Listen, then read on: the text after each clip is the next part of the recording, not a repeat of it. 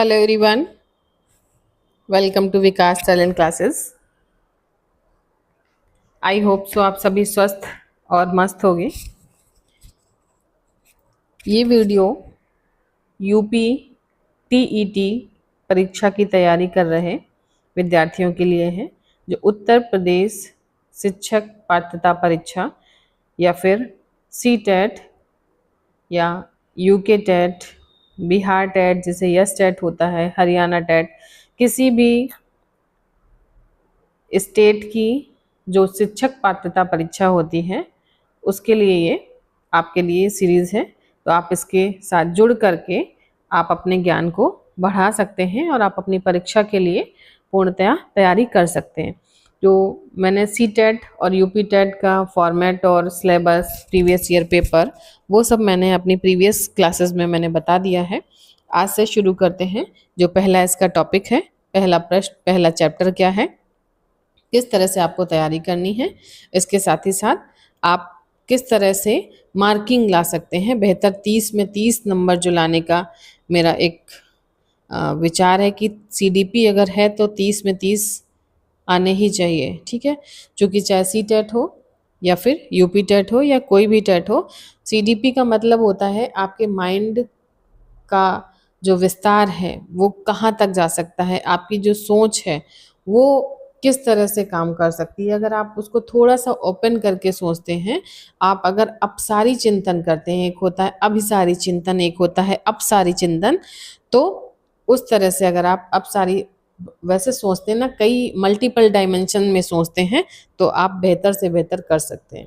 ठीक है, चलिए मैं पूरा प्रयास करूंगी अपने साथ में कि आप मेरे साथ जुड़ करके यूपी टेट में 30 में 30 या सी टेट में 30 में 30 तो आएंगे ही आपके। बाद बाकी जो आपका हर एक सेक्शन में 15-15 नंबर का पेडागोजी होती है, उसके लिए भी आपको पूर्ण रूप से तैयार कराना।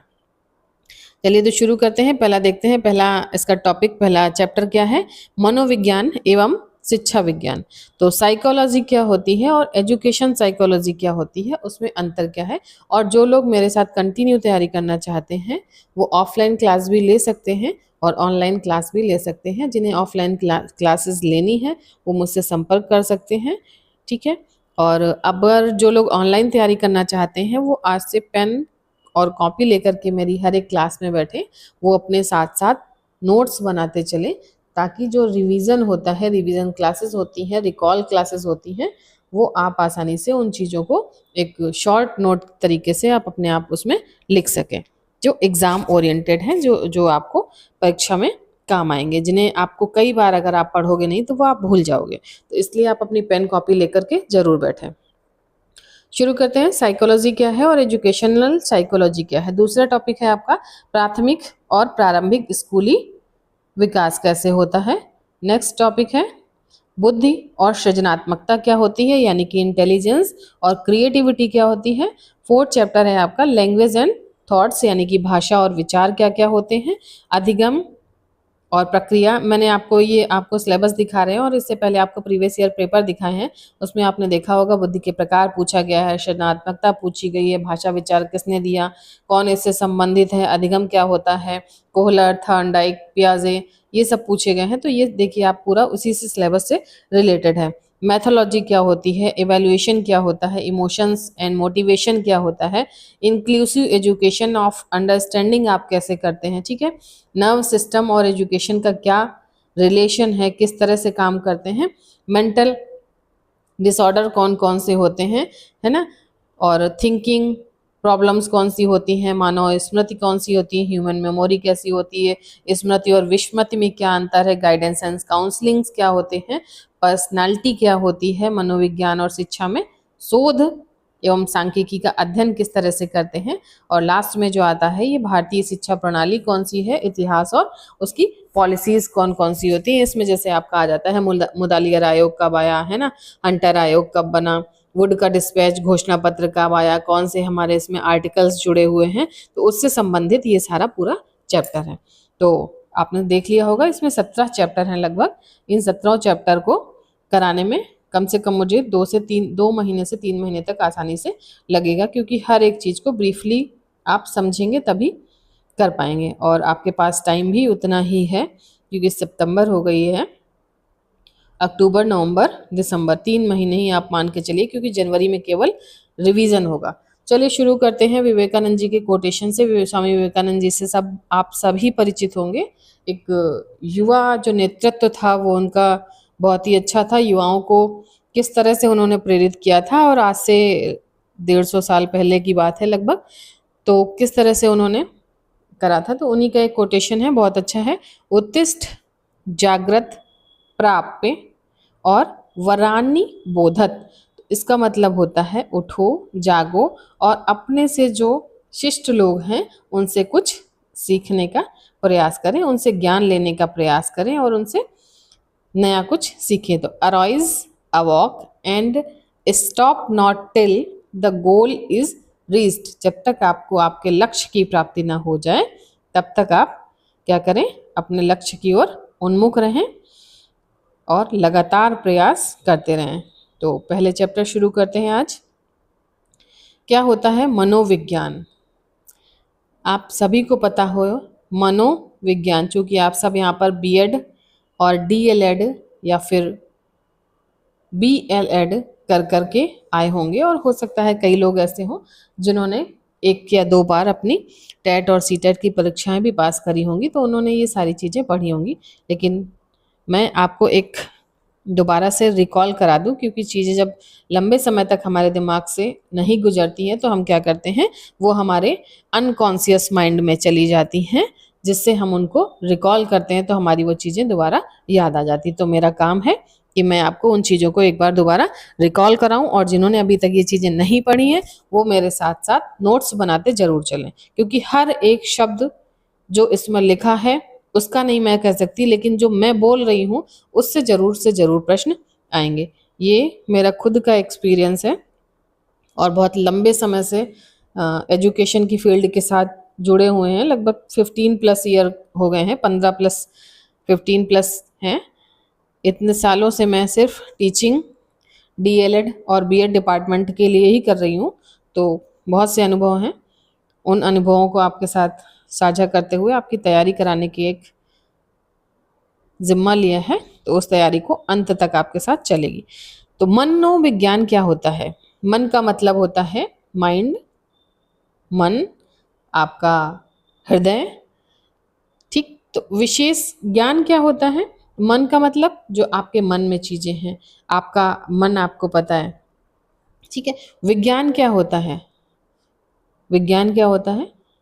विज्ञान शब्द, ज्ञान का मतलब होता है नॉलेज, वी का मतलब होता है, जैसे कि इसकी एक डिफिनेशन है प्रॉपर, किसी वस्तु का सुव्यवस्थित या किसी वस्तु का सुव्यवस्थित, सुसंगठित यानी कि ऑर्गेनाइज्ड, क्रमबद्ध ज्ञान ही क्या कहलाता है? विज्ञान कहलाता है, ठीक है।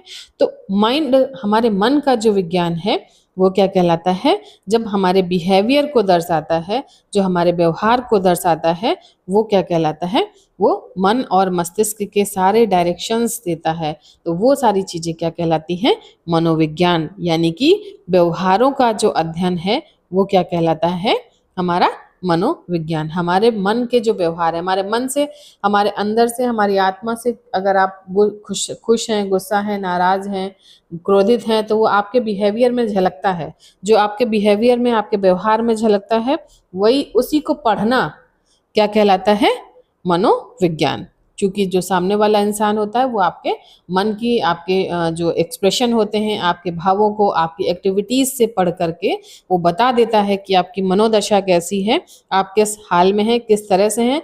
ये साइकोलॉजी क्या कहलाती है? ये कहलाती है मनोविज्ञान। यानी कि मन को पढ़ लिया मैंने आपके, तो वो क्या कहलाता है? मनोविज्ञान, ठीक है। तो मनोविज्ञान ये आत्मा का अध्ययन जिसे कहते हैं। आत्मा क्या है? जो भी इंसान जीवित है, इंसान क्या, कोई भी पशु पक्षी जिनमें जान है, तो उनके अंदर एक आत्मा होती है, उससे संबंधित जो हम लोग ज्ञान कहते हैं वो क्या कहलाता है? मनोविज्ञान। मनोविज्ञान या साइकोलॉजी के फैक्टर्स होते हैं। कैसे? पहला तो हो गया, 4 फैक्टर होते हैं इसमें। कौन सा होता है? शारीरिक फैक्टर यानी कि फिजिकल, संज्ञानात्मक जिसे हम कॉग्निटिव कहते हैं, ठीक है, और भावात्मक यानी कि इमोशनल और सोशल, इमोशनल और सोशल, ठीक है, जिसे हम सामाजिक कहते हैं।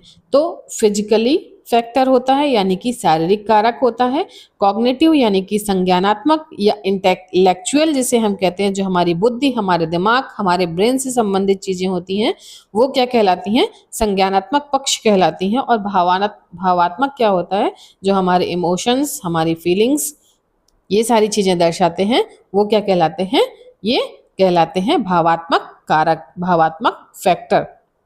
और जो हमारे समाज, हमारे एटमॉस्फेयर से संबंधित होती हैं वो क्या कहलाती है, सोशल फैक्टर। तो जो साइकोलॉजी पढ़नी है, इन्हीं चारों के इर्द गिर्द पूरी साइकोलॉजी घूमती है। या तो आपके शारीरिक कारक से किस आसपास घूमेगी, या तो आपके ब्रेन से संबंधित जहाँ पे संज्ञान आ जाए। तो ज्ञान का मतलब क्या होता है, जो देखिए एक चीज मैं आपको शुरू करने से पहले और बता दूं, जो शब्द हैं, इन शब्दों को आपने समझ लिया एक बार तो आप आसानी से, जो पेडागोजी का सेक्शन है उसको आप आसानी से, बहुत इजी लगेगी आपको। और मेरा ये मानना है कि जो 75 नंबर हैं आपके केवल पेडागोजी के, वो आप पूरे 75 में 75 नंबर ला सकते हैं, सिर्फ आप शब्दों को समझते रहिए। अगर आपका आ जाता है बौद्धिक विचार क्या होते हैं, तो आपको पता ही नहीं है बौद्धिक क्या होता है। बौद्धिक आ जाए, संज्ञानात, संज्ञान क्या होता है, ज्ञान कहाँ होगा, आपके दिमाग में होगा, आपके मस्तिष्क में होगा। जब ज्ञान की बात आ जाए तो अपने ब्रेन से कनेक्ट करिए। इंटेलेक्चुअल बुद्धि आ जाए तो आप अपने ब्रेन से कनेक्ट करिए, ठीक है। तो इन शब्दों को जरूर समझते रहिएगा मेरे साथ साथ। तो फिजिकली यानी कि शारीरिक कारक, संज्ञान यानी कि बौद्धिक कारक या हमारे ब्रेन से संबंधित, और इमोशनली यह हमारे भावात्मक कारक, और सामाजिक और वातावरणीय, ठीक। तो आप शारीरिक कारक में कौन कौन से हो गए, शारीरिक कारक में कौन कौन से हो गए, जैसे क्या दर्शाते हैं, इसमें दो चीजें होती हैं। जो फिजिकली फैक्टर होता है, जो शारीरिक कारक होता है, उसमें दो चीजें दर्शाती हैं। कौन कौन सी, ये फिजिकली फैक्टर है यानी कि शारीरिक कारक। इसमें क्या दर्शाएगा, एक तो आपका दर्शाएगा हेरिडिटी, और दूसरा दर्शाएगा इन्वायरमेंट। तो एच से हेरिडिटी, जिसे आप कहते हो आनुवंशिकता, और दूसरा ई से क्या होता है, इन्वायरमेंट। दो चीजें होती हैं। शारीरिक कारक आपका दो तरीके से शो होगा, मतलब दूसरे को कैसे दिखेगा, दो तरीके से, या तो आपके आनुवंशिक गुण दिखेंगे, या तो आपके इन्वायरमेंटल गुण दिखेंगे। आनुवंशिक गुण कौन से होते हैं, जो हमें माता पिता, हमें हमारे पैतृक से मिलते हैं, वो गुण क्या कहलाते हैं, आनुवंशिक गुण कहलाते हैं। तो जो हमारे पैतृक, हमारे माता पिता से मिलते हैं, वो क्या होते हैं, आनुवंशिक गुण होते हैं। और जो हम इन्वायरमेंट से एक्वायर करते हैं, इन्वायरमेंट से अर्जित करते हैं, जिस माहौल में हम रहते हैं वहाँ की चीज़ों को हम अडॉप्ट करते हैं, या वहाँ की चीज़ों को अर्जित करते हैं, वो क्या कहलाता है, इन्वायरमेंट, ठीक है। तो शारीरिक कारक में कौन कौन से हो गए, हमारा रंग हो गया, रूप हो गया, जन्मजात गुण हो गया। जैसे छोटा बच्चा होता है तो क्या कहते हैं, जैसे ही वो बॉर्न होता है, लोग कहते हैं इसकी नाक दादी की तरह, नानी की तरह, बुआ की तरह, चाचा की तरह, ठीक है। जब थोड़ा बड़ा होता है तो उसके बोलने चालने, या उसका जो थॉट प्रोसीजर होता है, जो अगर उसके कोई गार्जियंस हैं, किसी को ड्राइंग में है, तो उस बच्चे को अगर ड्राइंग्स में भी इंटरेस्ट है तो वो क्या कहेंगे, ये अपनी बुआ पे गया, या अपनी नानी पे गया, या अपना दादा पे गया। तो ये सारी जो गुण होते हैं, ये हमें कहाँ से मिलते हैं, हमारे जेनेटिक गुण होते हैं। तो हमारे फिजिकली फैक्टर में जेनेटिक गुणों का इफेक्ट होता है, रोल होता है, और हमारे इन्वायरमेंट का, जिस वातावरण में बच्चा रहता है उसी की तरह की चीजें एक्वायर करता है। अगर बच्चा एक गंदे माहौल में रह रहा है, गाली गलौज वाले माहौल में रह रहा है, ऐसे माहौल में रह रहा है, तो उसको आप कितना भी उसे आप घर के अंदर ला करके उसको समझाए बुझाए, लेकिन वो चीजें सीख जाता है, बाहर की चीजें। तो इसीलिए फैक्टर, फिजिकली फैक्टर में हमारी दो चीजें आएंगी, एक तो आनुवंशिक और दूसरा वातावरण। आई होप सो आपको समझ में आ रहा होगा। नेक्स्ट आपका संज्ञानात्मक क्या होता है, मैंने संज्ञान बताया आपको, बौद्धिक बताया। तो बौद्धिक क्या होता है, ये बुद्धि से संबंधित होता है, हमारे ब्रेन से संबंधित होता है। हमारी जो समस्याएं हैं उनका समाधान कौन करेगा, हमारे पास कोई समस्या है तो उसका समाधान आप सोचोगे तभी तो होगा ना। तो सोचोगे तो क्या काम करेगा, बुद्धि काम करेगी, ब्रेन काम करेगा। ये थोड़ी ना कि आपको कोई समस्या, आप बिना सोचे ही और हाथ से आप ऐसे काम कर रहे हो, फिजिकली फैक्टर थोड़ी काम करेगा। कौन काम करेगा, बुद्धि, विवेक, हमारा जो ब्रेन है वो काम करेगा। तो किसी समस्या का समाधान करना संज्ञानात्मक कारक के अंतर्गत आता है। आप अपने व्यवहार में किसी को देख के चेंजमेंट करते हैं, वो क्या आता है, वो भी हमारे संज्ञान से संबंधित होता है। किसी दूसरे के से आप बात कर रहे हैं, मैं क्या कर रही हूँ, अपनी बात आपको बता रही हूँ, कन्वे कर रही हूँ, वो बात अलग है कि जो टू वे जो है वो कम्युनिकेशन नहीं हो पा रहा है, ठीक है, मैं बोल रही हूँ, आप सिर्फ सुन रहे होगे शायद मुझे, ठीक, तो वो क्या करोगे, संप्रेषण कर रहे हैं, क्या कर रहे हैं, तो वो कैसे कर रहे हैं, ब्रेन से ही तो कर रहे हैं ना। सारी चीजें किससे कनेक्ट हो रही हैं, हमारे संज्ञान से कनेक्ट हो रही है। जो ह्यूमन बिहेवियर होता है, जो उसका विचारणीय पक्ष होता है, जो सोचता है, वो सारी चीजें कैसी होती हैं, हमारे ब्रेन, हमारी इंटेलेक्चुअलिटी, हमारे कॉग्निटिव माइंड से होती हैं, ठीक है। नेक्स्ट आपका क्या है, भावात्मक कारक क्या होता है, फीलिंग्स क्या होती हैं, ये आपको बहुत अच्छे से पता होंगी। आपको डर आ रहा है, आपको गुस्सा आ रहा है, जैसे जैसे आपके एग्जाम पास आते हैं, आपको डर लगता है ना, आपको अगर घर में कोई कुछ डांट देता है, कोई कुछ बोल देता है तो गुस्सा आने लगता है, या किसी के प्रति आपको सहानुभूति होने लगती है, ठीक है। अपने पेरेंट्स से आप क्या करते हैं, प्यार करते हैं, अपने मम्मी पापा भाई बहन या कोई पेट होते हैं, तो ये सारी जो फीलिंग्स होती हैं वो क्या कहलाती हैं, भावात्मक पक्ष या फिर इमोशनल फैक्टर। नेक्स्ट आपका क्या है, सामाजिक और वातावरणीय कारक कौन कौन से होते हैं, तो ये सोशल फैक्टर होते हैं, जो जिस समाज में हम रहते हैं वहाँ के जो इफेक्ट पड़ता है हमारे ऊपर, वो क्या कहलाता है, सामाजिक फैक्टर। तो ये तो थे 4 फैक्टर जो किससे संबंधित है, मनोविज्ञान से संबंधित है, साइकोलॉजी से संबंधित है। ये चारों फैक्टर हमारे, चाहे तो चाइल्ड साइकोलॉजी हो या फिर एजुकेशनल साइकोलॉजी हो, कोई भी साइकोलॉजी हो, इन चारों फैक्टर पे ही आपको काम करना है। तो शैक्षिक मनोविज्ञान क्या होता है,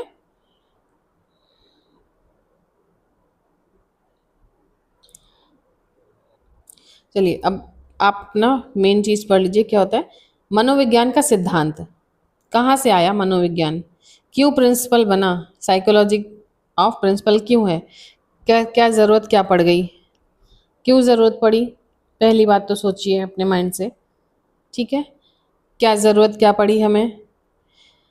तो पहला पॉइंट क्या है, व्यवहार, बाहर का जो बिहेवियर है, बाहर से व्यवहार का अध्ययन जो प्रकट होता है वो क्या कहलाता है, व्यवहारवाद। जैसे आप अंदर ही अंदर तो किसी के साथ गुस्सा कर रहे हो, बहुत ज़्यादा आप उसके अंदर ही अंदर मन हो रहा है ना, मैं इसको 2-4 थप्पड़ मार दूं, है ना, लेकिन अगर वो सामने आ जा रहा है तो आप क्या कर रहे हो, हाथ जोड़ के रिस्पेक्ट कर रहे हो, नमस्ते, आइए बैठिए खाइए ये करिए, तो वो क्या है, वो आपका बाहरी बिहेवियर है, क्या है, वो बाहरी बिहेवियर है। तो जो बाहरी, जो बाहर से पढ़ा जा रहा है, जो आपका जो बाहर का बिहेवियर है, जो दिख रहा है, जो प्रकट हो रहा है, वो क्या कहलाता है, व्यवहारवाद। क्या कहलाता है, व्यवहारवाद। इन सारे शब्दों को समझते रहिएगा। तो व्यवहारवाद, व्यवहारवाद क्या होता है, व्यवहारवाद को बनाने में हमारे किसकी भूमिका होती है, हमारे एनवायरनमेंट की भूमिका ज्यादा होती है, ठीक है। अब अगला क्या है, अंदर से व्यवहार, सॉरी, अंदर से व्यवहार का अध्ययन, अप्रकट व्यवहार। ये कैसा होता है, ये मापने योग्य नहीं है।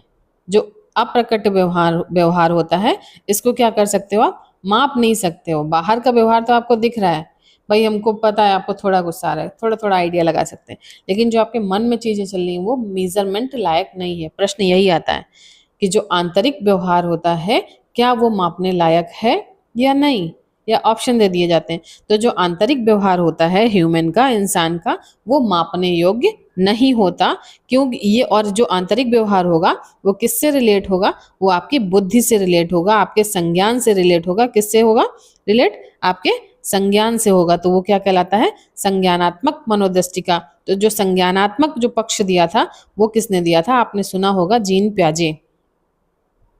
किसने दिया था, जीन प्याजे। संज्ञानात्मक पक्ष की बात आ जाए तो जीन प्याजे को ही आपको याद रखना है। जीन प्याजे पूरे आपको यूपी टेट और सी टेट में कम से कम 4 से 5 नंबर दिलाते हैं, तो इनको भूलने की जरूरत नहीं है, ठीक है।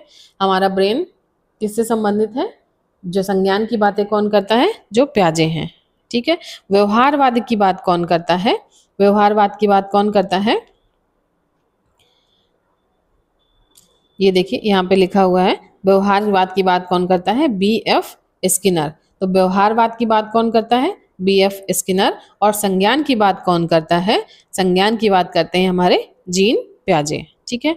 अब व्यवहारों के भागों का अध्ययन कौन कहता है? जो व्यवहार के भाग होते हैं उसमें कई तरीके के होते हैं। जो कुछ सिद्धांतवादी थे उन्होंने व्यवहारवाद के सिद्धांतों को अलग अलग बताया, तो इसमें अनुभव को भी बताया। इसमें कई सारे एनालाइज करें, ये आपको जरूरत नहीं है इतना ज्यादा डीप में एजुकेशन पढ़ने की। संपूर्ण व्यवहार का अध्ययन किसने किया था? ये गेस्टाल्ड ने किया था। किसने किया था? गेस्टाल्ड ने। संपूर्ण व्यवहार का अध्ययन कैसे होता है? आपके पूरा वो आपके ऊपर समझ लीजिए पूरी रिसर्च कर रहे हैं, ठीक, इंपॉर्टेंट नहीं है आपके लिए। अवलोकन के लिए व्यवहार की गहराई तक अध्ययन करना, ये क्या कहलाता है? मनोविश्लेषणात्मक। मतलब आपके पूरे मन का उन्होंने क्या कर लिया? विश्लेषण का मतलब होता है एनालाइज कर लिया, ठीक है। वो आपके साथ जैसे क्या करोगे, मैं आपको एक बहुत ही सादा सा एग्जाम्पल बताती हूँ। आपके घर में कोई गेस्ट आता है, आप क्या करोगे? वो आया, आप उससे बहुत ज़्यादा गुस्सा हो, आप उसके आपके लिए आपके मन में उसके प्रति बहुत नफरत भरी हुई है, लेकिन वो आपके घर आया तो आप क्या कर रहे हो? उसके साथ बहुत अच्छे से पेश आ रहे हो। कैसे? ठीक है, पूरी फुल रिस्पेक्ट जिसे कहते हैं। वो क्या है आपका? अप्रकट व्यवहार। कैसा है? सॉरी, वो कैसा है आपका? प्रकट व्यवहार, यानी कि जो बाहर से दिखा हुआ। जो बाहर से कौन दिखा रहा है? बीएफ स्किनर ने दिखा रहे हैं, ठीक है। फिर इसके बाद आ जाता है अंदर जो आपके मन में चल रही है चीजें। ठीक है भाई, उसने बोला एक दिन, चलो किसी ने बोला जोर दे के, रुक जाओ भाई, रुक जाओ रुक जाओ, वो रुक गया। फिर आपके मन में क्या करती हैं? जो फीमेल्स होती हैं वही ज़्यादा गुस्सैल और लड़ाकू होती हैं। वो क्या करती हैं? किचन में जाती हैं, आ गए हैं मेरे घर में, आ गए, मुझे खाना बनाना पड़ेगा, ये बनाना पड़ेगा, वो बनाना पड़ेगा। तो मन ही मन क्या करती हैं? उनको गाली देती रहती हैं। जो मन ही मन उनकी चीज़ें चलती हैं वो कैसा है? वो सामने वाला उसको नाप नहीं पा रहा ये गुस्सा है कि नहीं है। सामने जा रहे हैं तो बहुत रिस्पेक्ट से जा रहे हैं, तो सामने वो जो अप्रकट व्यवहार है वो मापने योग्य नहीं है, क्योंकि वो अपने ब्रेन में ही गालियां दिए जा रही हैं। तो ब्रेन से संबंधित, और क्या करती हैं? खाना बनाते बनाते क्या करती हैं? प्याज छीलती है ना। खाना बनाने के लिए आपको सब्जी के लिए प्याज छीलना पड़ेगा ना, तो आप ऐसे याद कर सकते हो। बहुत गुस्सा आ रहा है, ब्रेन से संबंधित गाली दे रही है, तो क्या करिए? प्याज छील रही है। तो संज्ञान की बात कौन करेगा? जीन प्याजे करेंगे, ठीक। उसके बाद में फिर एक दिन हो गया भाई, आपने उनको खाना पीना सब कुछ खिला दिया, दूसरा दिन हो गया, तीसरा दिन हो गया, वो सोचे रुक जाते हैं। जो फिर क्या करते हैं? फिर आपने अपना धीरे धीरे धीरे धीरे रूप दिखाना शुरू करा।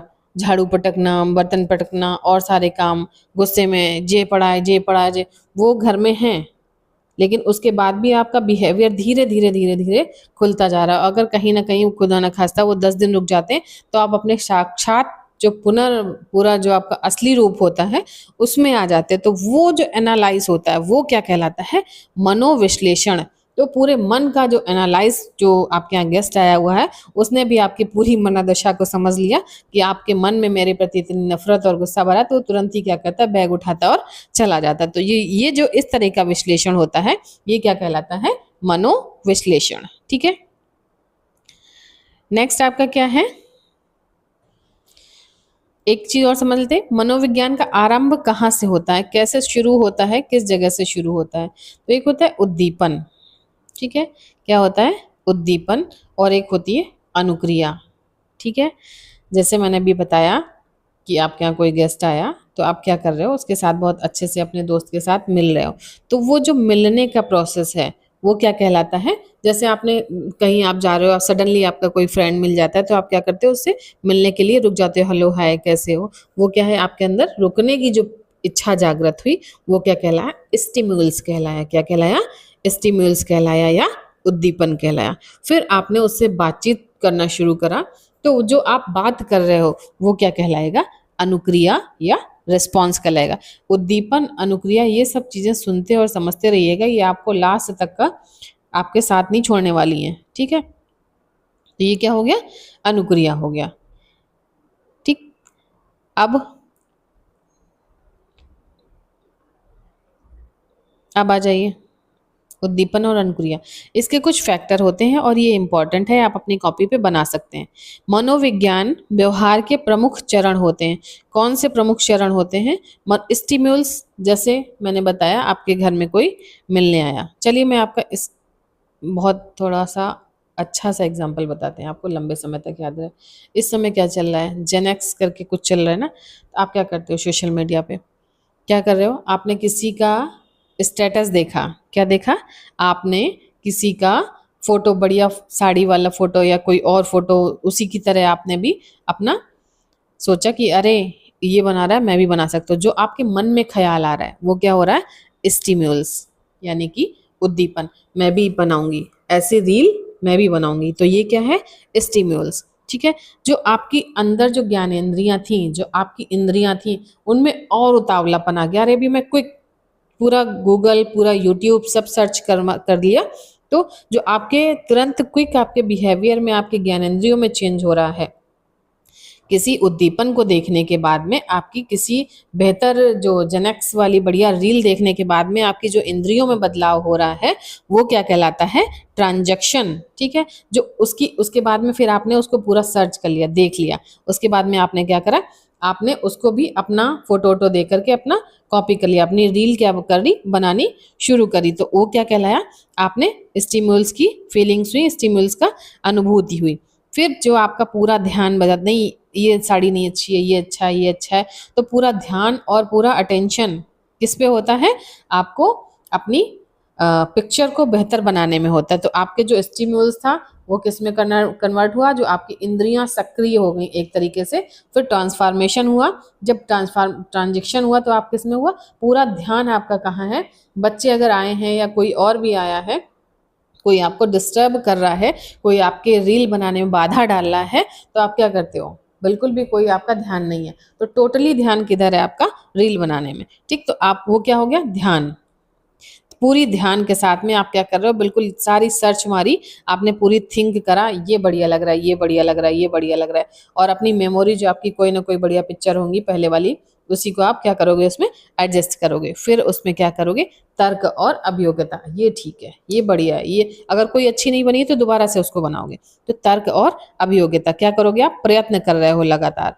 फिर उसके बाद में आपका जो बिहेवियर चेंज होता है, जो चेहरे पे खुशी आती है, वो रील बना करके, स्टेटस लगा करके, अरे 100 200 1000 लोगों ने देख लिया, तो आपका क्या कर रहा है, वो बिहेवियर में रिस्पॉन्स मिल रहा है। तो ये पूरा प्रोसीजर क्या कहलाता है, सॉरी, ये पूरा जो है मनोविज्ञान व्यवहार का प्रमुख चरण है। ठीक है, तो आप इसे लिख सकते हो। पहला क्या होगा, उद्दीपन होगा। दूसरा क्या होगा, आपकी ज्ञानेंद्रियों में बदलाव होगा। जो बदलाव होगा उसे क्या कहते हैं, ये प्रश्न ऐसे ही आ जाता है। किसी उद्दीपन और ज्ञानेंद्रियों में बदलाव के बाद जो उद्दीपन की अनुभूति होती है, उस बीच के पीरियड को क्या कहते हैं, उसको क्या कहते हैं, ट्रांसडक्शन या पारगमन। ठीक है, उसके बाद में फिर आपका पूरा ध्यान, पूरा फोकस, पूरा कंसंट्रेशन जो है आपके कहाँ होता है, रील बनाने में। आप पूरी चिंताएं, स्मृति सब कहाँ आ जाती हैं, अपनी रील बनाने। फिर उसके बाद में आप तर्क और अभियोग्यता करते हो। फिर आपका जो प्रयत्न करते हो, जो प्रयास करते हो, फिर आप अपना बिहेवियर, आपका व्यवहार जो होता है वो रिस्पॉन्स के साथ में खिल जाता है। वाओ, है ना, जस्ट या आई एम सो ब्यूटीफुल, है ना। नेक्स्ट,